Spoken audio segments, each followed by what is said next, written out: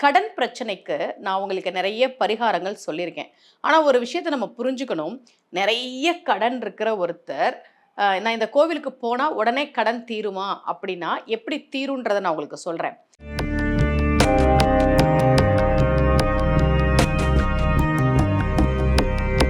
ரகசிய உண்மைகள் சேனலை பார்த்துக் கொண்டிருக்கும் உங்கள் அனைவருக்கும் சுமதி ஸ்ரீயின் அன்பு வணக்கம்.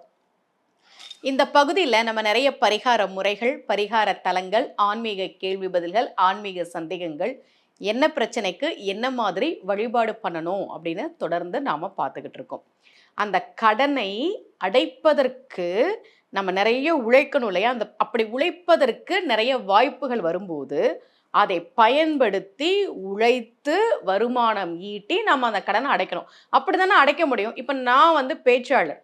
நான் நிறைய இடங்களுக்கு பேச போறேன். இப்ப 10 நிகழ்ச்சி வர இடத்துல ஒரு 20 நிகழ்ச்சி வருது அப்படின்னா, நம்ம இன்னும் அதிகமா அதுக்கு உழைக்கணும். இப்போ 1 மணி நேரம் சொற்பொழிவு பண்றோம், 2 மணி நேரம் சொற்பொழிவு பண்றோம்னா, அதுக்கு நிறைய நம்ம தயாரிக்கணும் இல்லையா? நிறைய படிக்கணும், படிச்சா தான் பேச முடியும். அப்படி நாம எந்த துறையில இருக்கிறோமோ, என்ன வேலை செய்றோமோ, அதுல உழைப்பதற்கான வாய்ப்புகள் நிச்சயமா கிடைக்கும். நாம உழைத்து வருமானம் ஈட்டி அந்த கடனை அடைக்கணும். அப்படிதான் நாம அத புரிஞ்சுக்கணுமே தவிர, நான் இத சொல்லிக்கிட்டே இருந்தா என் கடன் தீந்துருமா? அப்படின்னு நெறைய பேர் கேட்பாங்க. அதுக்கான விளக்கமா நான் சொல்றேன்.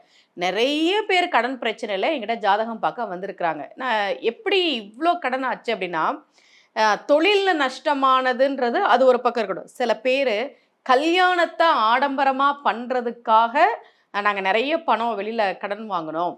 கடைசியில திருமண வாழ்க்கையும் சரியில்லை எங்க பிள்ளைங்களுக்கு. அந்த கடனும் நெறைய ஆயிடுச்சுன்னு சொல்லுவாங்க.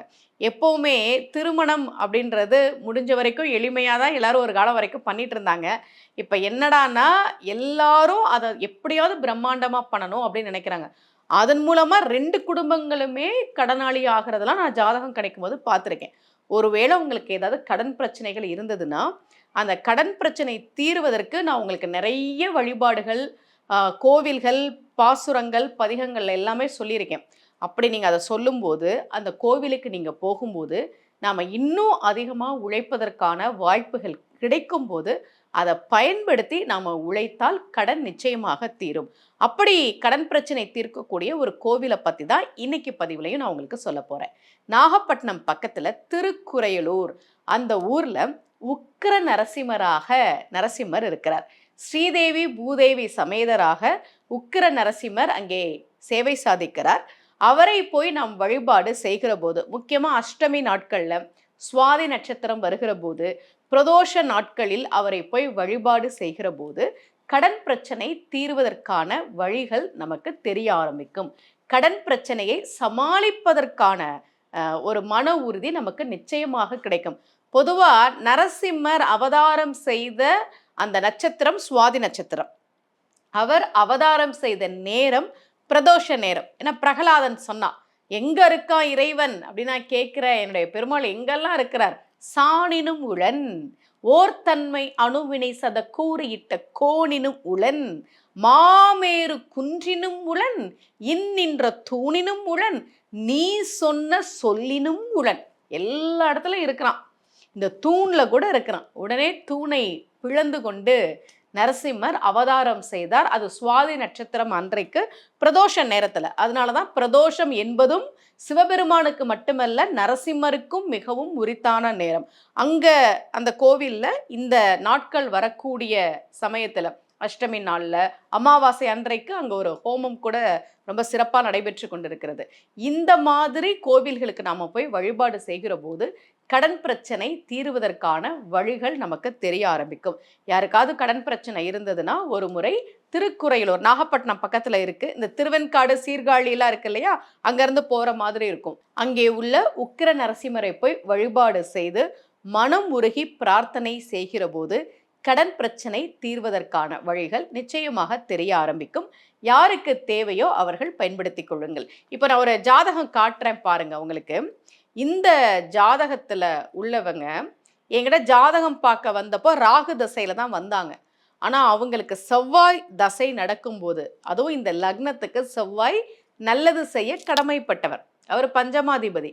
ஆனா அவர் ஆட்சியாக இருந்தாலும் அவர் விரயஸ்தானத்துல ஆட்சியா இருக்கிறார். அப்போ அந்த செவ்வாய் மேல கேது, கோச்சார கேது வேற போயிட்டு இருந்தது. கரெக்டா அந்த டைம்ல தான் அவங்க அந்த ராகு தசை தொடங்கி கொஞ்சம் நாள்ல தான் அவங்க என்கிட்ட ஜாதகம் பார்க்க வந்தாங்க. அப்போ அவங்க சொன்னது ரொம்ப கடன் பிரச்சனையா இருந்தது. எப்படி சமாளிக்கிறதுனே தெரியல. அப்புறம் உங்களுடைய பதிகங்கள்லாம் நீங்க சொன்னதெல்லாம் நாங்க சொன்னோம். ருண விமோச்சன பிரதோஷம் பத்தி நீங்க சொன்ன அந்த வழிபாடெல்லாம் நான் தொடர்ந்து பண்ணுனேன் அப்படின்னு சொன்னாங்க. ஜாதகத்துல ஒரு கிரகம் எங்க இருக்கு அப்படின்றத பொறுத்து தானே நம்ம பலன் எடுக்கிறோம். அது நமக்கு வந்து நன்மைகளை கொடுப்பதற்கு கடமைப்பட்டு இருக்குதா? அல்லது நம்மள கஷ்டப்படுத்துதா? அப்படின்னு. அப்ப கடன் பிரச்சனைன்றது ஒரு ஜாதகத்த நம்ம கணிக்கும்போது, நம்மளால சொல்ல முடியும். இந்த தசாபுத்தி காலத்துல கவனமா இருங்க. இந்த காலகட்டங்கள்ல கொஞ்சம் நிதானமா செலவு பண்ணுங்க. முதலீடு போடுறதா இருந்தா கொஞ்சம் யோசிச்சு பண்ணுங்க. அந்த மாரிலாம் நம்ம சொல்லுவோம். அவங்க சொன்னது செவ்வாய் தசை நடந்துகிட்டு இருக்கும்போது நெறைய கடன் பிரச்சனையில நான் கஷ்டப்பட்டேன். இப்போ கொஞ்சம் பரவால்ல அப்படின்னு சொன்னாங்க. அப்போ உங்களுக்கு கடன் பிரச்சனைகள் இருக்கும்போது, அதற்குரிய கோவில்கள், அதற்குரிய ஸ்லோகங்களை சொல்லி நீங்கள் வழிபாடு செய்தால், அந்த பிரச்சனைகளை சமாளிப்பதற்கான வழிகள் நிச்சயமாக தெரிய ஆரம்பிக்கும். அந்த கடனை அடைப்பதற்கு நாம எவ்வளவுக்கு எவ்வளவு உழைக்கணுமோ, அந்த வாய்ப்புகள் நம்ம உழைப்புக்கேற்ற ஊதியத்தை கொடுக்கக்கூடிய அந்த வாய்ப்புகள் கிடைக்கிறபோது, நிச்சயமாக நாம் அதை பயன்படுத்தி கடனை அடைத்து விட முடியும். தேவைப்படுபவர்கள் பயன்படுத்திக் கொள்ளுங்கள். இதேபோல மீண்டும் ஒரு பரிகார முறையோடு உங்கள் அனைவரையும் சந்திக்கிறேன். அனைவருக்கும் அன்புடன் சுமதி ஸ்ரீ.